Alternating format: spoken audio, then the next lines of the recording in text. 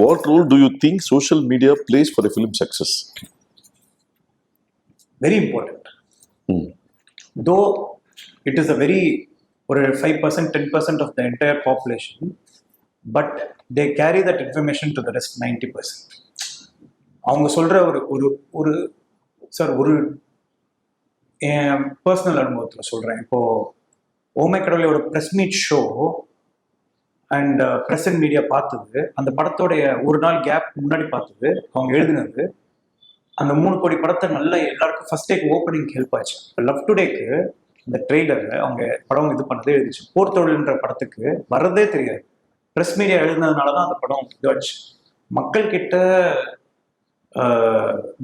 இல்ல சார், இதுலயே மீடியேட்டர்ன்ற இதுதான் இருக்கிறது பிக்கஸ்ட் ப்ரொஃபஷன் நான் கேள்விப்பட்டேன்.